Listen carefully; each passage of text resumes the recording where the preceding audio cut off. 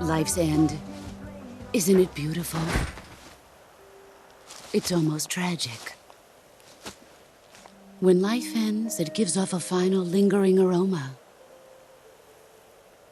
Light is but a farewell gift from the darkness to those on their way to die.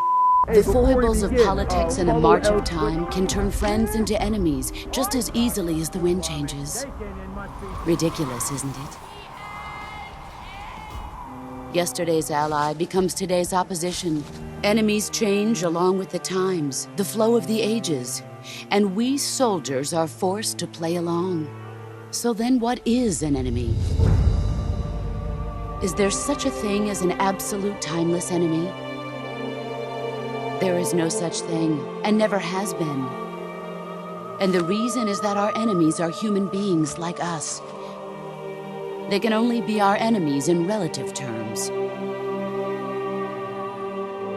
The world must be made whole again. Let's make this the greatest 10 minutes of our lives, Jack. Face me. Where'd you move here from, dumb? Hey, before we begin, follow L Twitter. The last one got banned because I posted Viper the Rapper. Follow L Instagram. I posted La Meme. Sub to La Patreon. I need money. And yeah, that's it. Oh, and I have a Threads now too.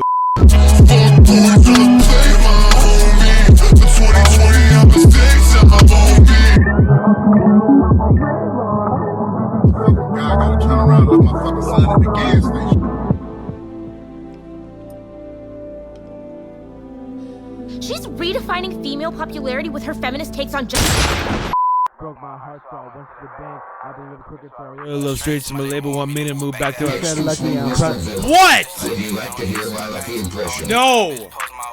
It's not even a him. Clone High is one of the most impressive legacies of any TV show. This was an MTV animated adult show, created by Phil Lord and Chris Miller, who, for better and for worse, have been on this channel before. The show is about a bunch of super secret government clone teenagers. They're all cloned from real historical figures and have to attend a high school together. It's also a completely parody, satirizing a high school TV show tropes and drama. The show lasted for 1 season and was canceled prematurely because a bunch of people starved themselves over Gandhi's portrayal in the show. That's a real thing that happened. And you know what? I agree. What a sick portrayal of Gandhi. No, the real Gandhi would have been a Persona fan. The show's low ratings and viewer base didn't help either. Critical reception was mid, and the show already received low ratings anyways. However, what we didn't realize was that Clone High was actually incredibly ahead of its time. In the 20 years that it premiered and was canceled, the show slowly but surely gained a massive cult following and was eventually re-evaluated. Clone High is a masterwork in borderline surrealist comedy. The humor of the show fits in line and in some ways even predicted internet culture. The show is constantly in a state of post-irony, but not in like a pretentious way, but in an actually funny, down-to-earth way. And as a result, the show is more perfect now than it was back then. The show has existed through pretty much every phase of meme culture. From the 2012 era, say what? To even as late as 2020 with the My day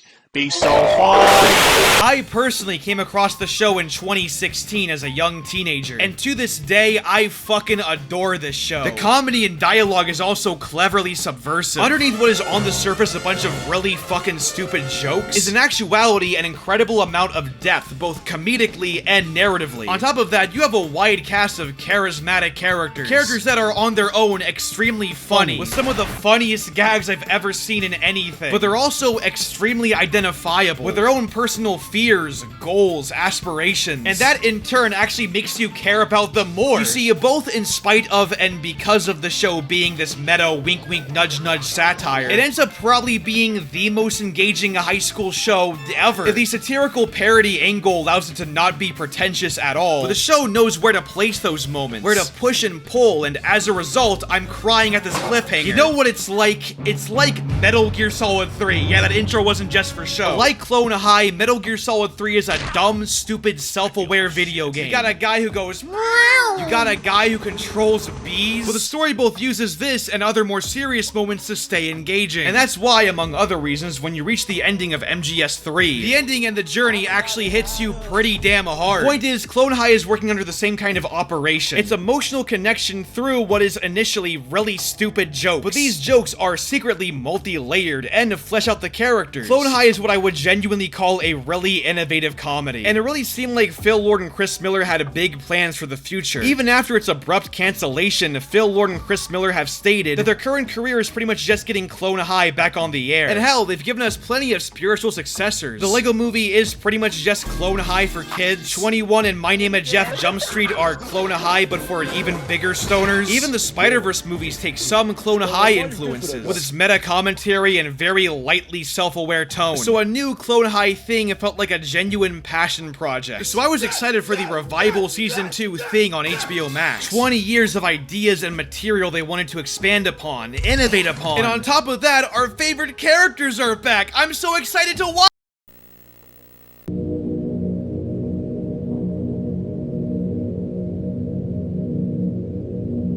I feel nothing. I have achieved true apathy. They were just an abstraction. My indifference. I have learned nothing.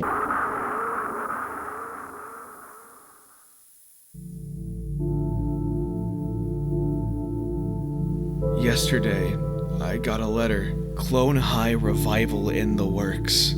Clone High? Could you really be in this town? Once again, it felt like Phil Lord and Chris Miller were leading up to something, refining their skills for a Clone High Season 2. There was so much teasing in their other works, so much influence and style they were constantly carrying over, and it really felt like there was something they wanted to say in a Season 2. So the announcement of a revival felt like a kind of miracle, a culmination of years and years of career building and industry fighting. It's ridiculous.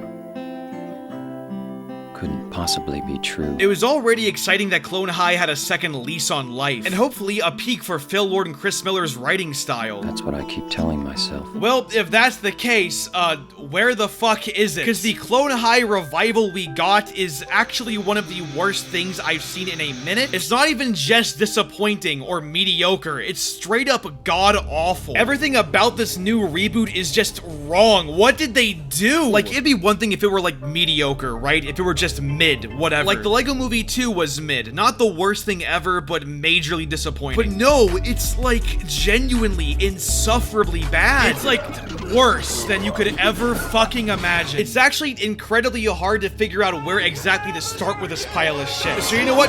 Fuck it. If they don't care, I don't care.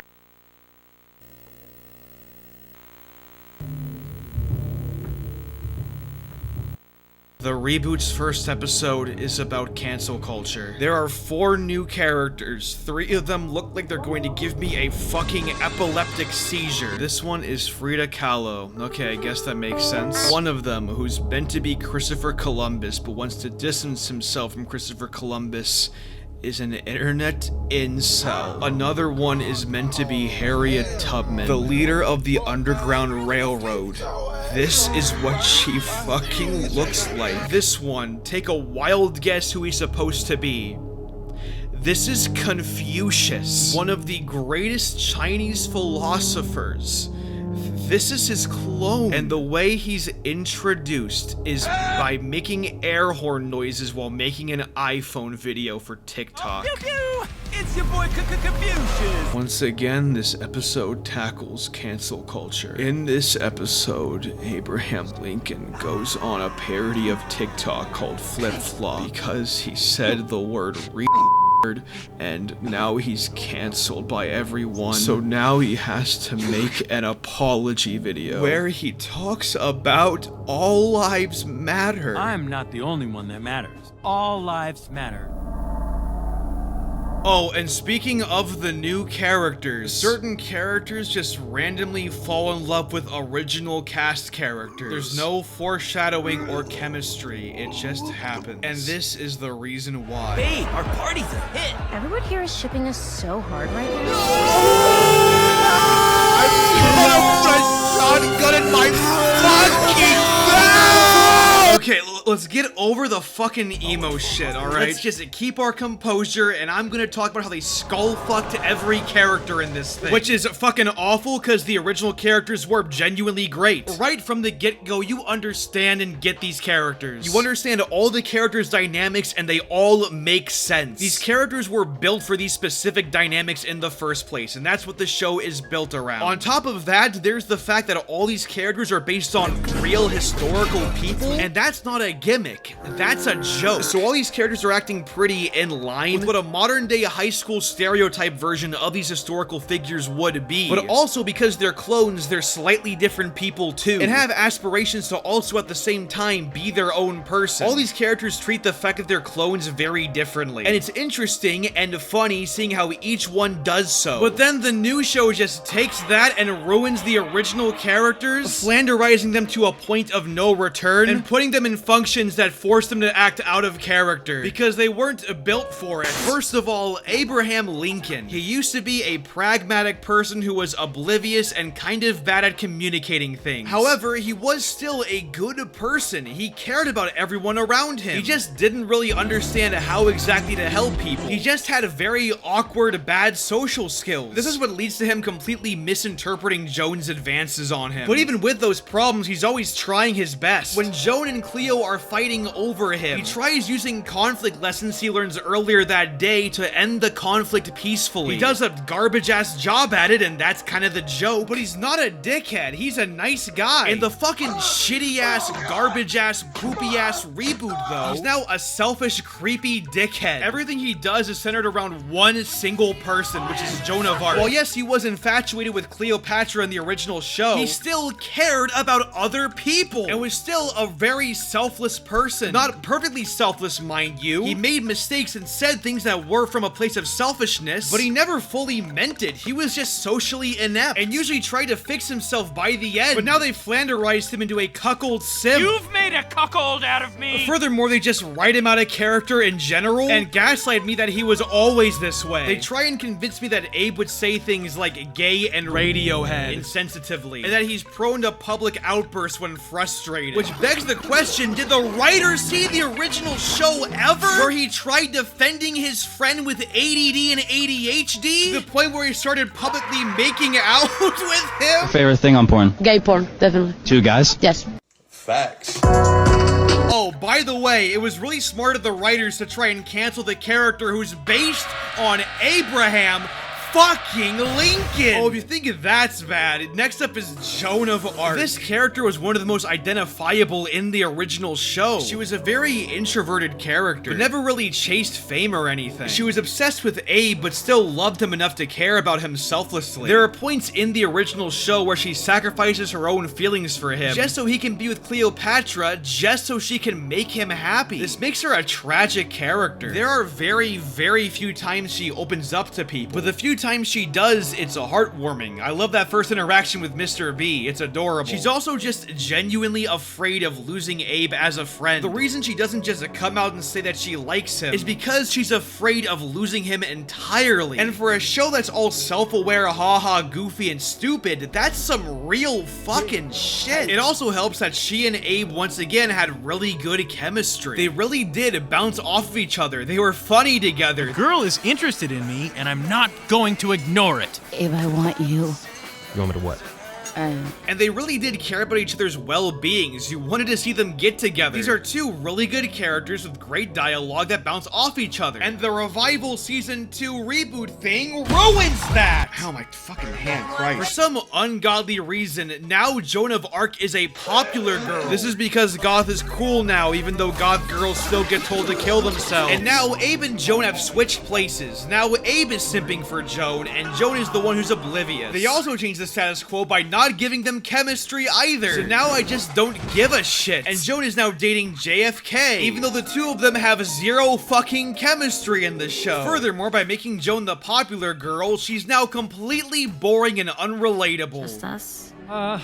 No! Wait a minute, hold on, quick tangent. Was that the stock fucking suspense sound effect? No, dude, fuck character assassination. This is bigger real quick. They're now just using sounds from freesound.org. Even though in the original show it wouldn't make sense for Joan to want to be the popular girl, it also makes no sense for Joan of Arc to be dating JFK, judging that they had barely any chemistry. Now, yeah, she did date him in the original show, but there's one problem. In the original show, she dated him purely to make Abe jealous, and in the new show, I don't fucking know. In the original show, Joan actually liked Abe because he fit her taste and personality. Now she's just a vehicle for the love triangle to happen. Womp womp. Remember how progressive Joan was in the original show? Yeah, fuck all of that. This has to be some kind of crime against women with how they wrote this fucking shit. They took one of the most interesting characters and made her a trophy for the male characters to slobber all over. This was what Cleopatra was in the original show, only she was manipulative. So in the original show, the quote-unquote trophy character is at the expense of the male characters, and now in the new one, it's at the expense of the female one. Very progressive, Clone High. Speaking of JFK, he's butchered too. He was originally a high school jock, and then a deconstruction of the high school jock. He made sex jokes, but they were actually funny. He had that riz in him. He had that dog in him. JFK's first line of dialogue in Clone High is, "I invaded her bay of pigs," if you know what I mean. You see, that joke is funny because it's a reference to a war crime. He was funny because he was an overconfident, funny jock. Some of his funniest jokes are just him saying dumb shit. 2, please. In the new show, however, his only joke is sex. Penis, penis, sex, penis. And it's as funny as you would think it is. Sex. Sex, penis. Mouth sex, penis. Boobies and butt. Wiener. Boobies. Vagina. Boobies. Breast. You're humping my leg. You penis my penis.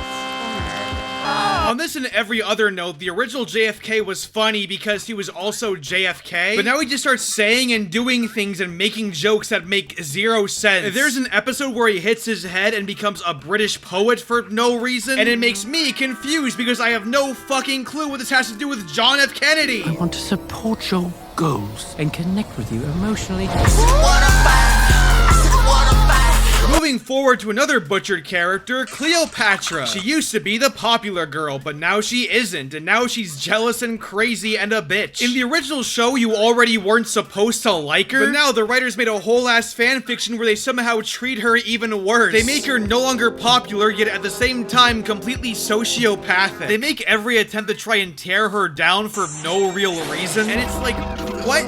Huh? What reason is there for this? You already weren't supposed to like her. Now you're just, I don't even know anymore. She literally mind controls people and tries to take over the whole school. And I'm just sitting there wondering how the fuck we got here. Oh, by the way, she was also recasted. And her new voice actress sucks. Her original voice was so smooth and seductive, yet also full of life and personality. Which makes sense because she was really good at manipulating people. And that made the jokes that happened immediately afterwards funnier. Tonight I was hoping we could spend the night together.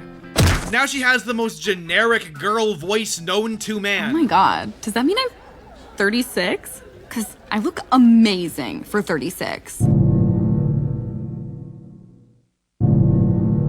It really does feel like the Silent Hill HD collection type new voice acting, where they replace these old, kind of stilted PS2 voice actors with a goddamn Troy Baker, which ends up removing a lot of the personality of the original work, and really just misses the point of some of these characters. Might as well just get fucking Troy Baker to voice this character next, Jesus Christ. This town is full of monsters. How can you sit there and eat pizza? I mean, honestly, is it really even Joan if you start... So anyway, I'd already picked this Salaman neutral. I'm sorry, is your mind also flat-chested? As if. Cleo? I found this cool charcoal in the supply closet. Do you guys like my smoky eye? All I want from you is an answer.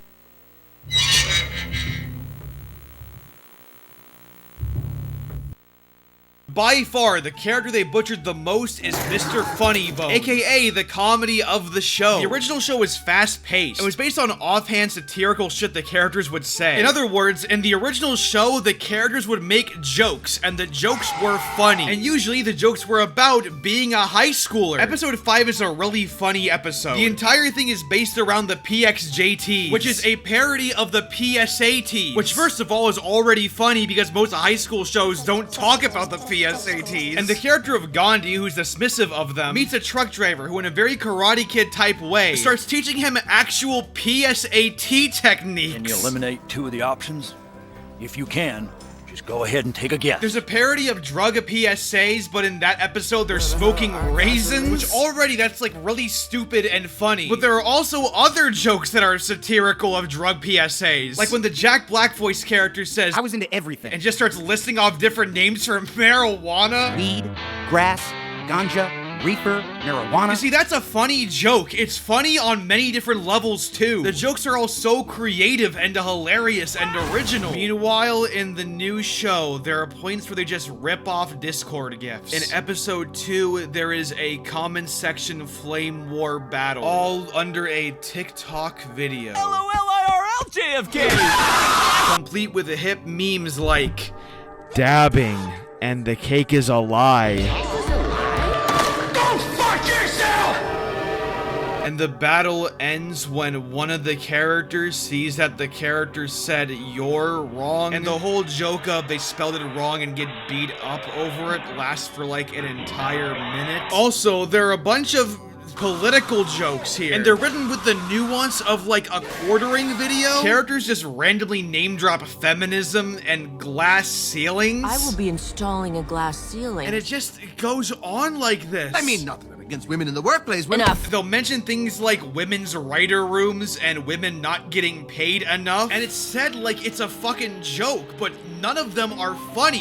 What's funny about this? I made a couple mistakes, huh? Or is it Mr. Sticks now? I genuinely cannot tell the writers even support what they're saying here. Like, on the one hand, like, you know, why wouldn't you? But the random mentionings of just these modern political buzzwords is so awkwardly put in. The characters just say it out of nowhere, and they already look like left-wing stereotypes. They remind me of transphobic Wojak memes, which you really don't want. So it's like, I can't tell if they're making fun of these topics or if they're like in support of them. She's redefining female popularity with her feminist takes on justice reform. Like that right there, that's not a fucking joke. You just said the word feminism. Am I supposed to laugh at her or with her? And I'm not saying you can't be progressive, because you absolutely can, but I have no clue what this show is trying to say at any given moment, especially with the other things the show tries to say and fucks up at. Like with the first cancel culture episode. I mean, literally in that episode, Abe Lincoln gets a C put on him, like in The Scarlet Letter, which by the way was a book written by the man who was related to the people who committed the Salem witch trials, and he was so guilty that he was related to these people who, out of religious extremism and mass hysteria, committed one of the largest human atrocities in American history, that he wrote The Scarlet Letter as a critique of Puritanism. So because of that, clearly Clone High is critical towards this. But then the Clone High students using buzzwords just out of nowhere, it tells me they're critical of the exact other side, I think. By the way, on top of the fact that Abe Lincoln is placed in the cancel corner with Marilyn Manson and the guy played by Andy Dick, which in the context of the episode may or may not be in poor taste, but like in the first fucking episode,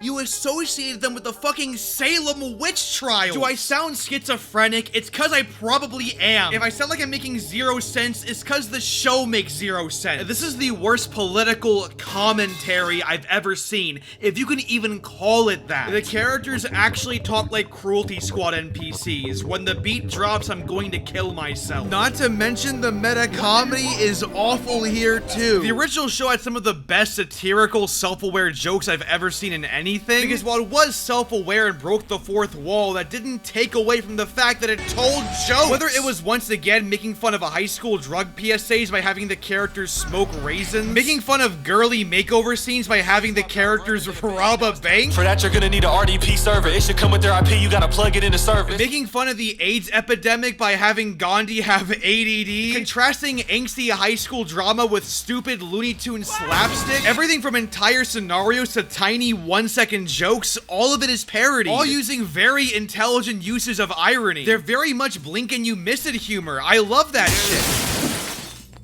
Meanwhile, in the new Clone High, jokes last way too long. They tend to go on for way longer than they should, and it gives the pacing this just really awkward feeling, on top of using stock goofy music and stock suspense sound effects. I brought this up earlier as a joke, but this shit is so cheap, dude. Queen Cleo!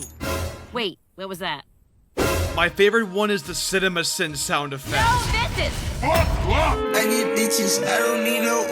On top of that, a lot of the quote-unquote parody meta commentary is the same kind of recent lazy garbage we've been getting. It works like in Chip and Dale, where the characters just say they're doing something stupid and then just doing it anyways. It's just so incredibly self-deprecating. This isn't the show being tongue-in-cheek. This is the show being embarrassed of itself. There are literally points where they'll call back to the original show as well. They'll either reuse jokes or allude to old jokes. Shocker of all shocker, it isn't very funny. Silly Legs isn't transmissible, is it? Only via toilet seats. Oh my god, young man.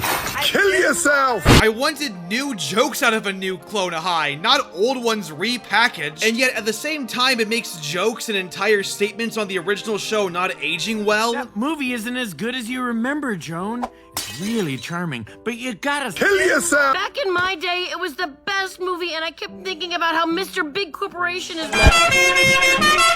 Which is real funny coming from Clone High, a show that didn't become mainstream until the 2020s. What's also inherently worse are the celebrity cameos. One of the admittedly worst parts of the original show, in my opinion, was the pop culture references, which is what I used to say until I watched this god-awful reboot, where they start shoving in Michael Bolton and the guy from Sharknado for zero reason. For some reason, Michael Bolton runs Maze Runner in the last episode. Why does Michael Bolton run the Maze Runner movie? Or like a Hunger Games or Squid Games. There's an episode with an anxiety monster. It feels like a Big Mouth episode. And a big plot twist, it's revealed to be the guy from Sharknado. And it's like...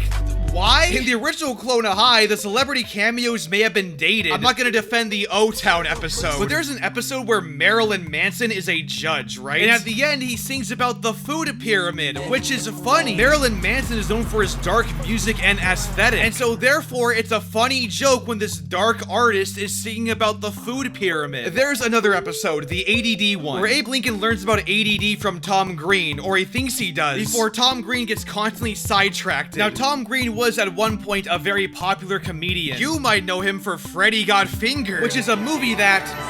and this cameo is funny because that's what Tom Green's humor actually is like. You see, the joke makes sense. They're not just dangling random D-list celebrities. They're making them feel like a part of the world, but the new show just misses that. There's also an over-reliance on quote-unquote shock humor. And by shock humor, I of course mean random violence and sex jokes, where there is no actual joke, but rather the joke is, look at how violent we are. Look at us referencing sex. There is a scene where Cleo starts panicking that she's no longer popular, and she just starts mutilating herself. This happens quite a bit throughout the show, and it's never funny. There was some violent moments in the original show, but again, there were like actual jokes surrounding it. Plus, very rarely was the gore actually that over the top in the original show. For example, when Abe Lincoln breaks the glass when meeting Cleo and his arm starts bleeding, they make sure to actually pace the joke so it's funny first. That part isn't even the joke. It's the fact that immediately afterwards he starts ignoring it. The joke isn't the cartoon character's arm is bleeding. The joke is that he wants to fuck Cleopatra. There's a part in the reboot where Topher Bus loses a comment war and he gets beat up and it's very gory and brutal. But that's not funny either. There's no punchline or joke behind the gore. Again, look back at the original show. There's the joke where Gandhi and Genghis kidnap the one mascot character and they unzip his suit but his guts then fall out. The joke is literally this is a real living thing, and Gandhi starts panicking over it. That's funny. And this is in turn set up for a completely different joke immediately afterwards. Oh my god, who's driving the van? Once again, the moments of gore in Clone High were meant to set up other jokes. On the revival, the gore is the joke. It is the punchline, which once again isn't funny. Meanwhile, as for the sex jokes, my personal favorite, Clone High did have sexual humor, but rarely was the punchline sex. Meanwhile, in the reboot, it's almost dependent on sex jokes, as if a character saying penis is meant to make you go to the point where there's an entire sex ed episode, which is a very uncomfortable watch, by the way. Like, I felt ill watching this episode. There's also tons of jokes about shipping, which, yeah. At least I think they're jokes. There's no real punchline to them, and they're treated with a level of unironic sincerity, to the point where while it was happening, I started looking up the writers' names and putting them in my suicide note. Lamau, guys, look at how two people fell in love.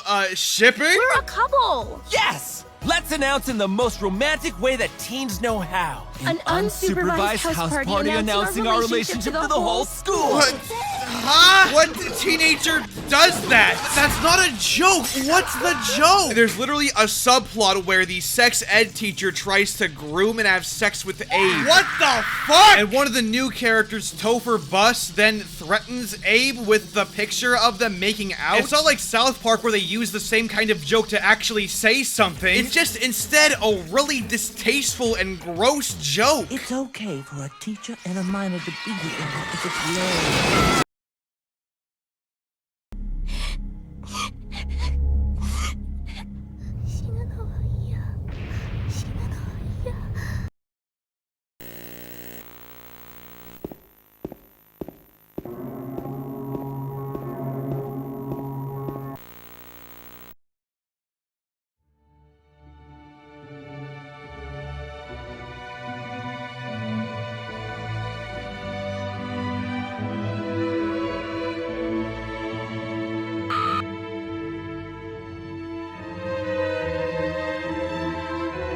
In the new Clona High, there are 4 brand new characters. And out of all 4 characters, 3 of them are complete garbage. Let's go over all of them. There's Frida Kahlo, Harriet Tubman, Confucius, and Topher Bus. The last one based on Christopher Columbus. Now, my targets are more so painted on Confucius, Harriet, and Kahlo, because these are the absolute worst ones. First of all, their designs are fucking dog shit. They remind me less of Clona High characters and more like those Alexander Hamilton Tumblr OCs. Frida Kahlo's actually kinda makes sense, in what I feel like is a weird kinda inadvertent way. Like, she at least does kinda look like what the actual Frida Kahlo looked like. Unfortunately, the other Clona High characters I'm complaining about also look like her. They all have these bright pinks and bright magentas and bright blues and bright yellows. All 3 of them look like I need a fucking epilepsy warning before I look at them. And what's even funnier is that furthermore, 2 of them don't even look like they're fucking historical figures. Like, seriously, if I went up to you and showed you this person with no context,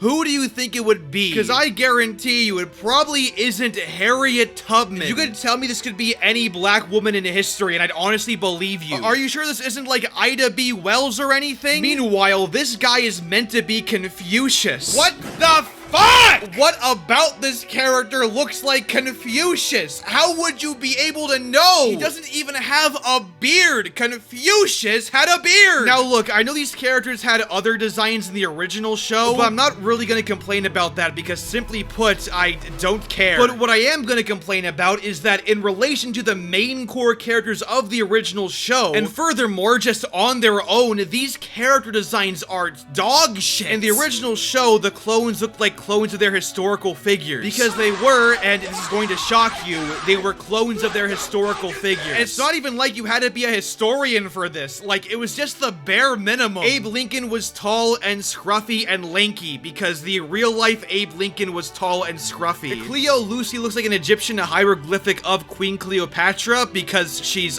Cleopatra. JFK looks like a 1950s jock because he was a 1950s jock. Meanwhile, I'm about as convinced that this is Confucius as I am that the JFK assassination wasn't done by the CIA. But anyways, let's talk about the actual characters themselves. Again, when it comes to these 3 characters, I don't care for them. All 3 of these characters are extremely undynamic and boring. Not even joking, they feel like fan characters. And look, I don't like using the word Mary Sue in these videos, but dear God, these characters get super close to that territory. All of them are just immediately accepted by the OG crew. They don't have any character flaws or real problems. They're just immediately accepted, and that's like a big problem. In the original show, the main characters weren't accepted. That made them underdogs, and that made them relatable. When one of the characters, Frida Kahlo, is introduced as the coolest girl in school, I'm immediately at a complete disconnect. You know, what gives you the confidence to be so good at skateboarding and painting and chilling?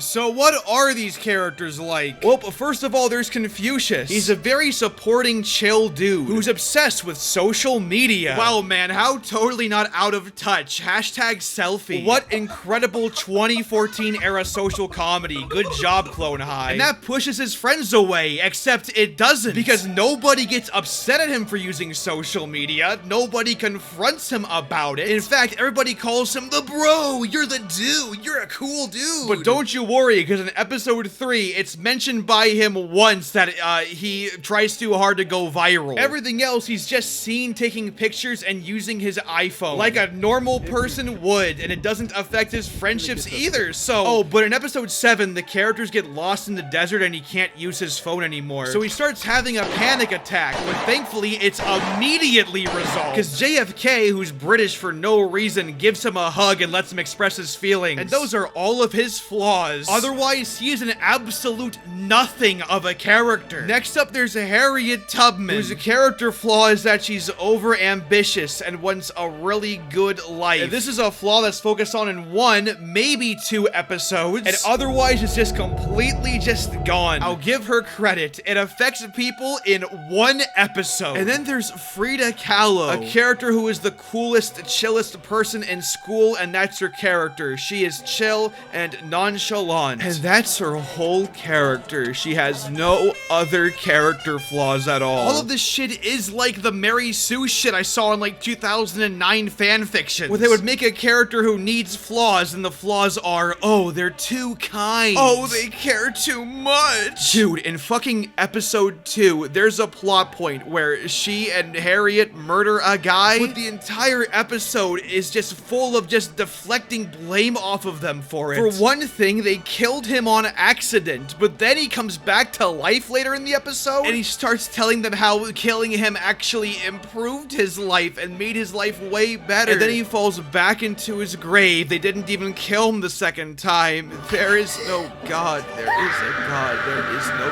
God. There is a God. There is no God. There is no... Okay, so the one character who isn't entirely terrible is Topher Bus. However, the problem with Topher is that he has the exact opposite problems that the other characters do. Topher is a chronically online internet incel who self-proclaims himself as woke, but in actuality, he's just a culture vulture who uses wokeness and progressivism to hide the fact that he is indeed a major incel. What's funny is that this is the one character that people seem to universally like. I certainly fucking don't, but I do hate him the least, because out of all the new characters, this one actually has problems. At least they're goddamn saying something with him. At least he looks like a Clone High character for once. Still though, I find him and all the political shit to be just baffling. I don't know why there's this insistency to make a pseudo South Park, but it makes the entire show just completely obnoxious. As a woke straight male ally, let me put shut my the lips fuck on up. But still, it makes you wonder, like, this is the character people like the most, and he's meant to be an unlikable dickhead. Meanwhile, everyone else is so nice, they're sterile. You need characters to have a nice set of flaws. That's what the original show is, and that's what made the original show special to me. I'm not gonna lie, if you couldn't tell, this review has gotten way more melodramatic than ever. Sorry about that, but it ain't stopping. Give me a minute. It really is sad that the Reboot show is this awful, and that a number of people are just tolerant of it, consistently coming to its defense. Look,